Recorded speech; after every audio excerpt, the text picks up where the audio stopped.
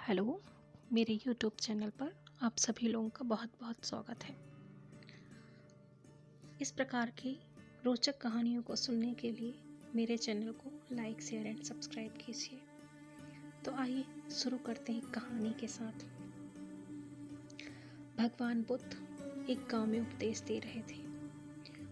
उन्होंने कहा कि हर किसी को धरती माता की तरह सहनशील, क्षमाशील होना चाहिए। क्रोध एक ऐसी आग है जिसमें क्रोध करने वाला दूसरों को जलाएगा व खुद भी जल जाएगा। सभा में सभी शांति से बुद्ध की वाणी को सुन रहे थे, लेकिन वहाँ स्वभाव से एक अति क्रोधी व्यक्ति भी बैठा हुआ था, जिसे ये सारी बातें अच्छी नहीं लग रही थी, बेतुकी लग रही थी।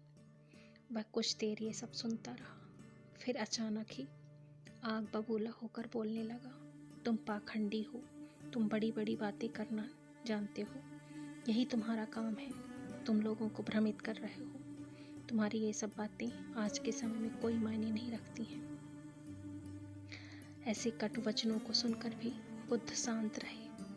अपनी बातों से, उसकी बातों से न वह दुखी हुए और न कोई प्रतिक्रिया दी। ऐसा देखकर वह व्यक्ति और क्रोधित हो गया। उसने बुद्ध के मुंह पर थूक दिया और वहां से चला गया। अगले दिन जब वह व्यक्ति का क्रोध शांत हुआ तो उसे अपने बुरे व्यवहार के कारण पछतावे की आग में जलने लगा। वह ढूंढते हुए उसी स्थान पर पहुंचा जहां बुद्ध मिले थे, परंतु बुद्ध तो अपने शिष्यों के साथ अन्य गांव निकल चुके थे।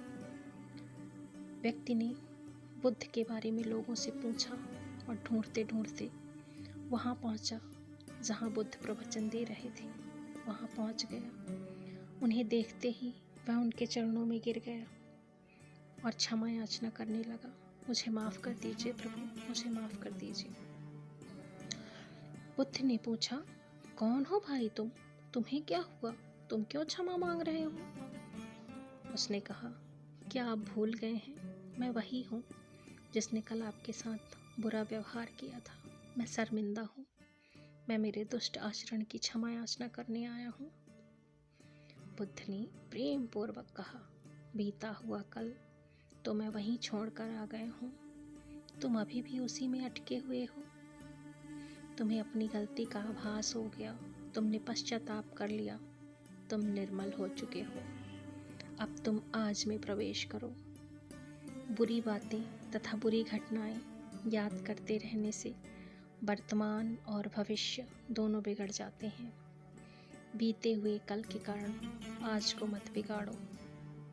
उस व्यक्ति का सारा बोझ उतर गया। उसने भगवान बुद्ध के चरणों में पड़कर क्रोध त्याग, क्षमाशीलता का संकल्प लिया। बुद्ध ने उसके मस्तिष्क पर आशीष का हाथ रख दिया। उस दिन से उसमें परिवर्तन आ गया। उसके जीवन में सत्य, प्रेम व करुणा की धारा बहने लगी। दोस्तों, बहुत बार हम भूतकाल की गई गलतियों के बारे में सोच सोच कर दुखी होते रहते हैं, खुद को कोसते रहते हैं, जबकि ऐसा हमें नहीं करना चाहिए। गलती का बोध हो जाने पर हमें उसे कभी ना दोहराने का संकल्प लेना चाहिए और एक नई ऊर्जा के साथ वर्तमान को सुदृढ़ बनाना चाहिए। आज की कहानी में इतना ही। मिलेंगे अगली कहानी में। तब तक के लिए नमस्ते।